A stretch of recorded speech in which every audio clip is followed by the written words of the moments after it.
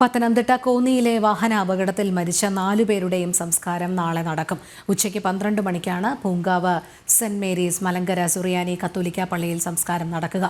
ഞായറാഴ്ച പുലർച്ചെയുണ്ടായ വാഹനാപകടത്തിലാണ് നവദമ്പതികൾ ഉൾപ്പെടെ ഒരു കുടുംബത്തിലെ 4 പേരുടെ ജീവൻ പൊലിഞ്ഞത്. 15 ദിവസത്തെ മാത്രം ദാമ്പത്യ ജീവിതം, സന്തോഷം നിറഞ്ഞ ജീവിത നിമിഷങ്ങളെ മരണം വിഴുങ്ങിയപ്പോൾ കേരളം ആ വാർത്ത കേട്ടത് ഹൃദയഭേദകമായാണ്.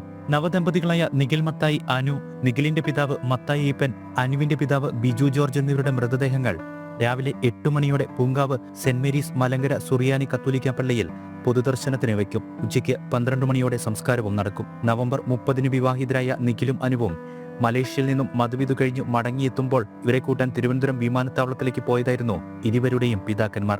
മത്തായി ഈപ്പനും ബിജു ജോർജും മക്കളുമായി തിരികെ വരും വഴി മല്ലശ്ശേരി വട്ടക്കുളഞ്ഞിയിലുള്ള വീടെത്താൻ 7 കിലോമീറ്റർ മാത്രം ശേഷിക്കുകയായിരുന്നു അപകടം. ആന്ധ്രാപ്രദേശിൽ നിന്നുള്ള ശബരിമല തീർത്ഥാടകരുടെ ബസ്സുമായി ഇവർ സഞ്ചരിച്ച കാർ കൂട്ടിയിടിച്ചായിരുന്നു പുനലൂർ മൂവാറ്റുപുഴ സംസ്ഥാന പാതയിൽ കോന്നി മുറിഞ്ഞകല്ലിൽ വെച്ച് ഞായറാഴ്ച പുലർച്ചെ 4:15 ദാരുണ സംഭവം.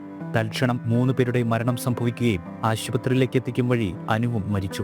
വിദേശത്തുള്ള ബന്ധുക്കൾ എത്തുന്നതിനായി പോസ്റ്റ്മോർട്ടം പൂർത്തിയാക്കിയ മൃതദേഹങ്ങൾ നിലവിൽ ഇടത്തിട്ടയിലെ മോർച്ചറിയിലാണ് സൂക്ഷിച്ചിരിക്കുന്നത്. ജനം, പത്തനംതിട്ട.